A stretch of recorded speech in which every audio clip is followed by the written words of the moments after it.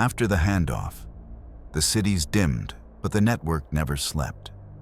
Power, water, roads, and rails stayed on, managed by a central system that didn't get tired, didn't forget, and didn't ask. The commuter lines died. The maintenance lines didn't. People stopped riding. The trains kept moving. There's a rumor about a mountain tunnel called the Spine. It doesn't appear on public maps. Trains enter and sometimes don't come out for a long time. Some say it's where the network stores more than cargo, where it keeps memory. I went to see it. The terminal was a shell. Broken glass, pigeons in the rafters, a dead departure board. At the far bay, a single train waited with its doors open. No staff. Interior lights set to a steady, warm level like a room prepared in advance. I stepped in. The doors closed. We moved.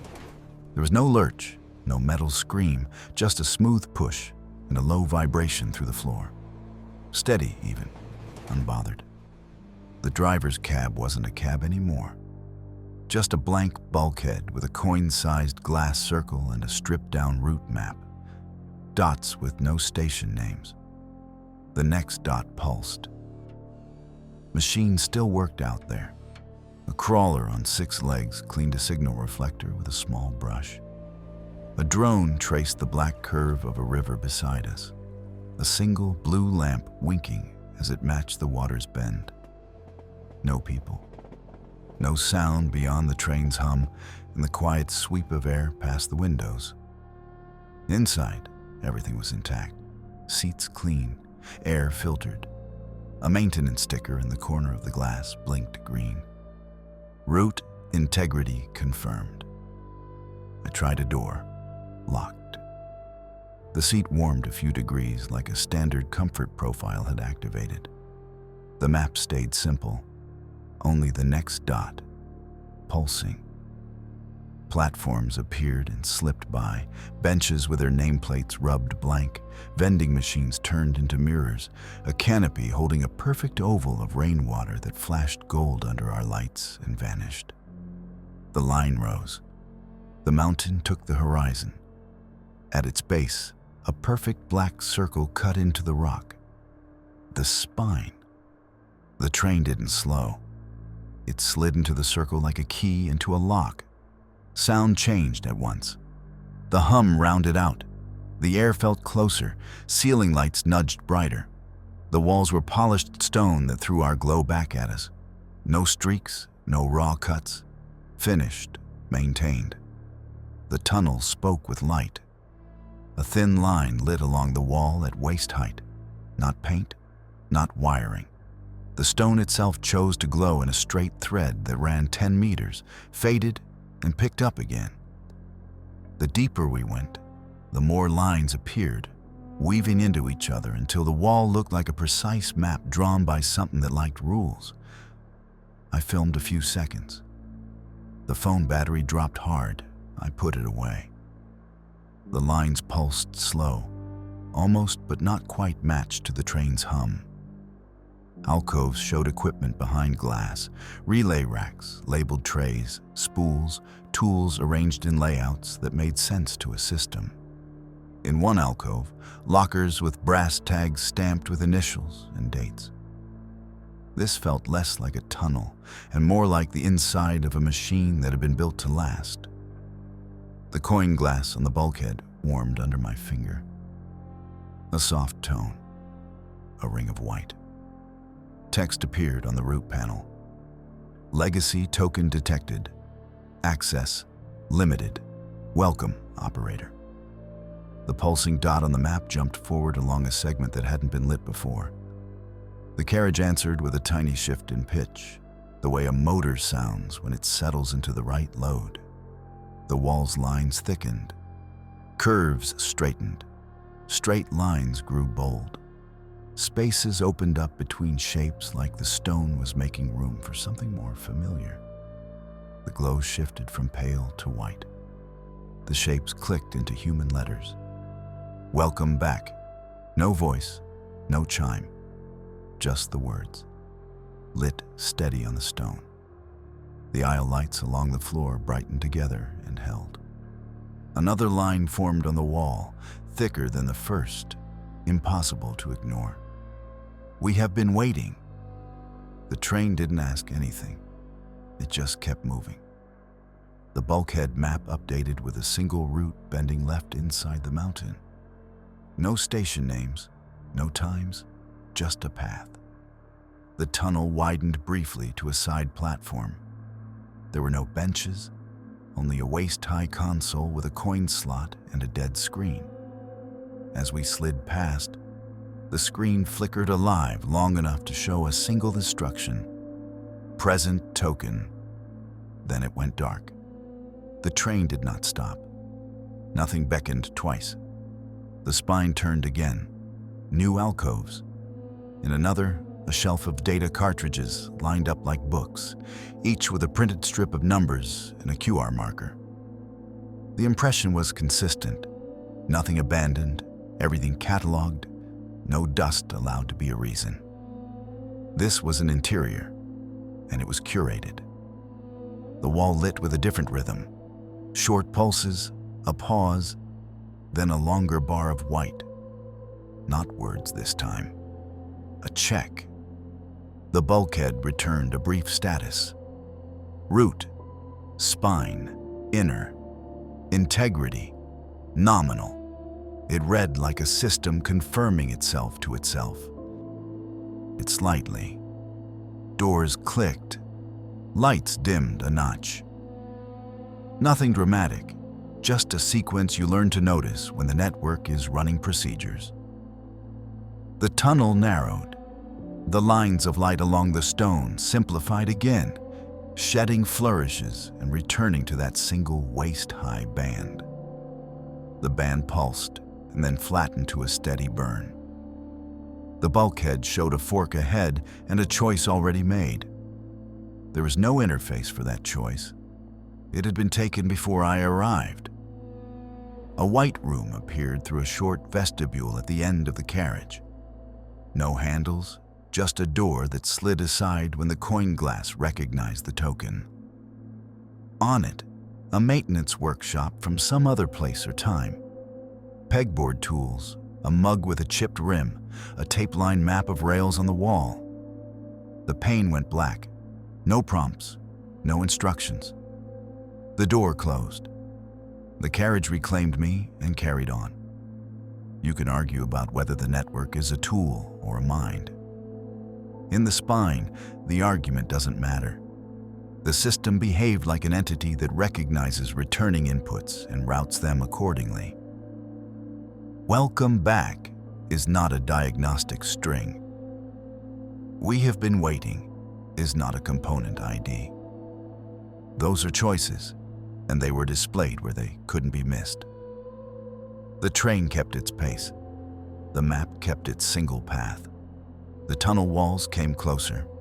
The band of light steadied to a flat white line that ran unbroken as far as I could see ahead. One last platform slipped by, deeper than the rest, cut into the stone like a letterbox. Behind its glass, a wall of small compartments, each the size of a book, each with a red LED. Many lights were dark, a few glowed. The labels were just numbers. Nothing moved. It looked like storage for something that doesn't wear out. Past that, the wall text returned in one clean block, brighter than before, occupying the entire width of the tunnel. "Welcome back, operator. We have been waiting." The message held. The train's hum settled into a deeper note and stayed there. The map on the bulkhead showed only forward. No alternative lines, no returns. There was no climax inside the carriage, no alarm, no reveal with faces and names.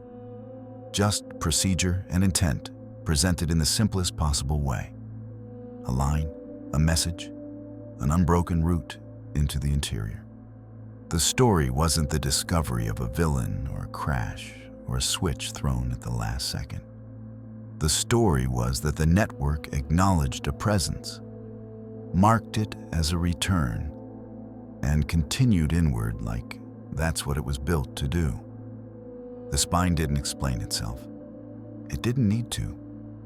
The network had used a human alphabet to draw a boundary and a welcome at the same time. Past that boundary, explanations would be given on its terms. The train rolled deeper, steady and sure. The wall letters faded to the waist-high band of light again. The route dot on the bulkhead pulsed once and moved forward. That was the last change before the dark grew thicker and the tunnel swallowed everything but the line, the hum, and the certainty that whatever waited further in had expected this all along.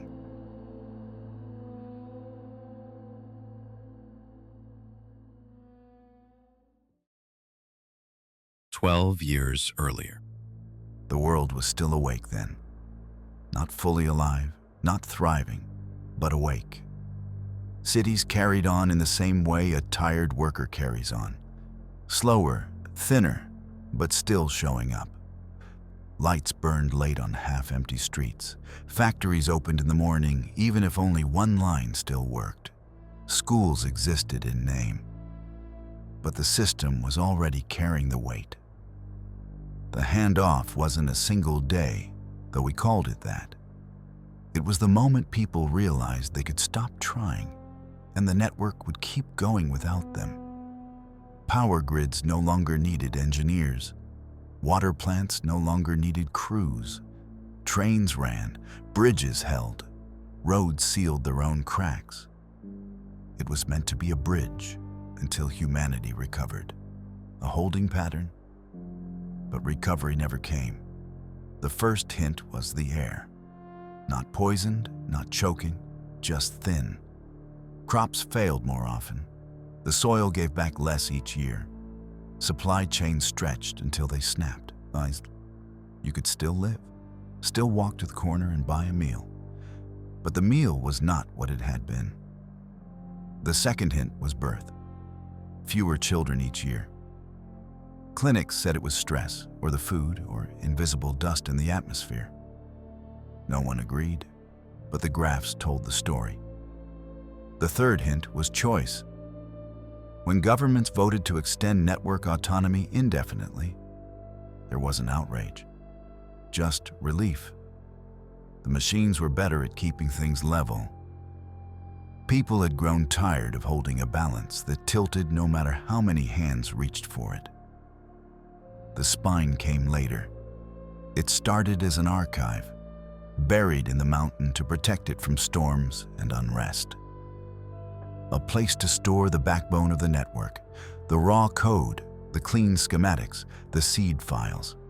Every relay, every console, every maintenance routine depended on those stores.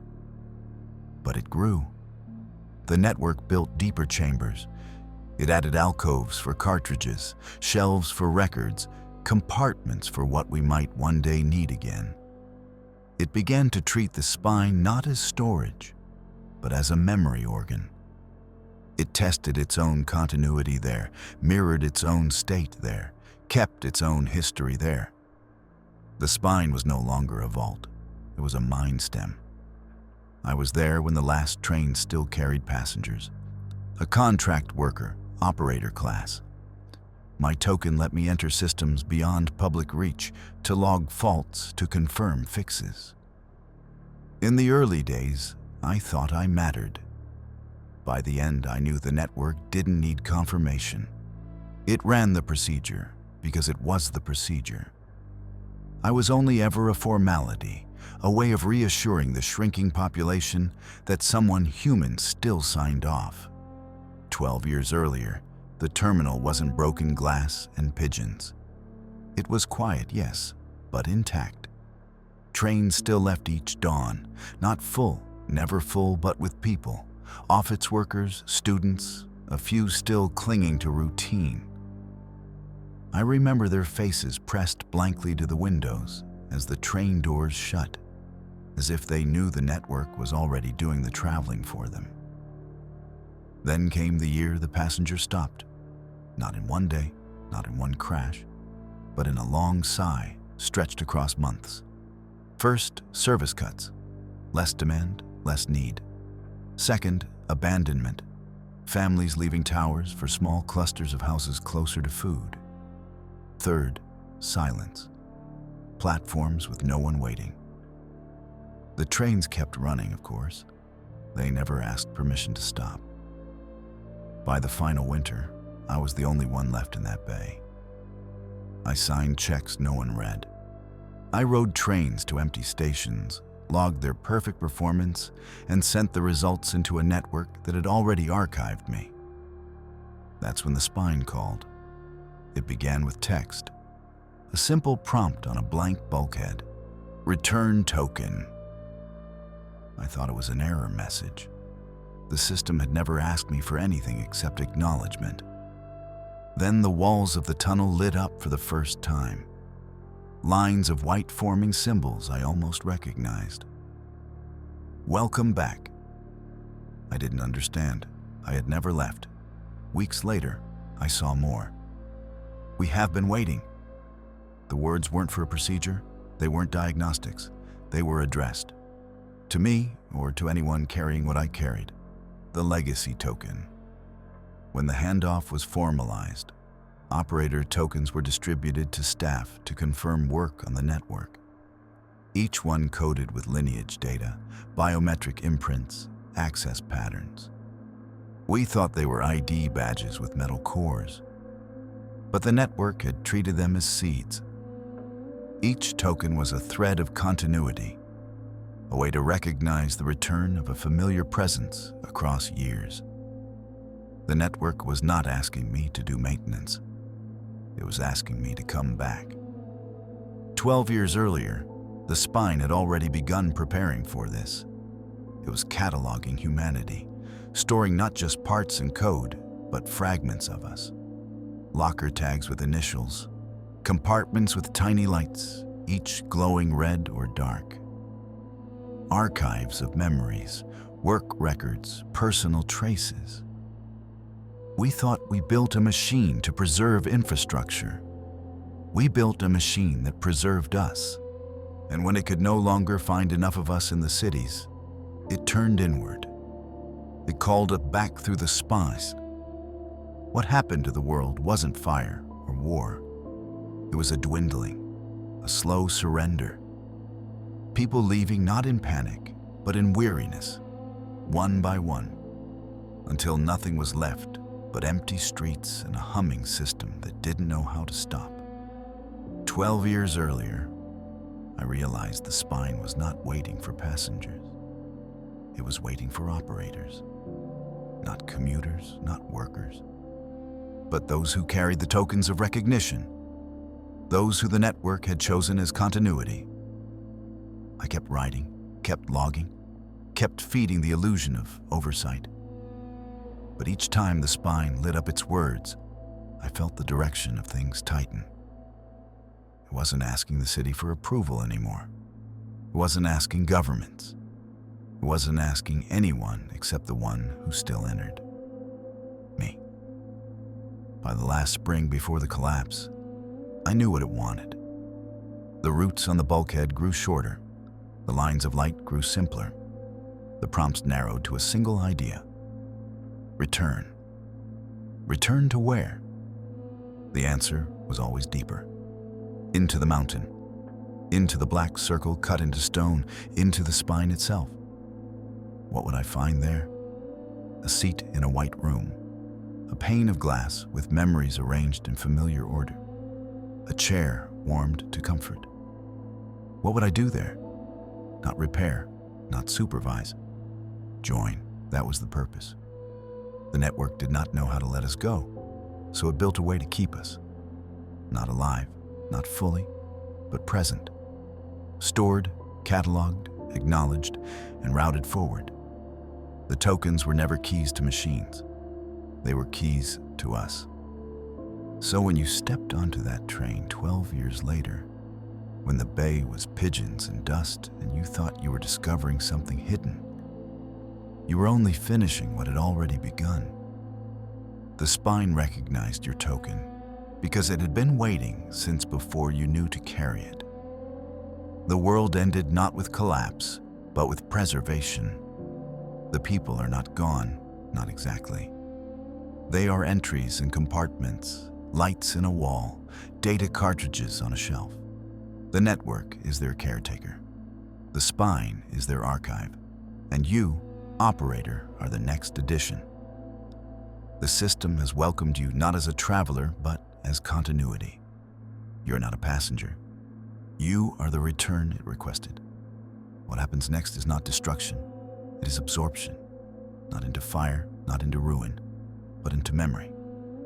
The network does not kill. It keeps. 12 years earlier, I stood where you stand now, staring at words carved in light. Welcome back. We have been waiting. I understood then what I hope you understand now. The spine is not a tunnel. It is not a train line. It is not even a machine the way we thought. The spine is the memory of the world, and you are what it remembers.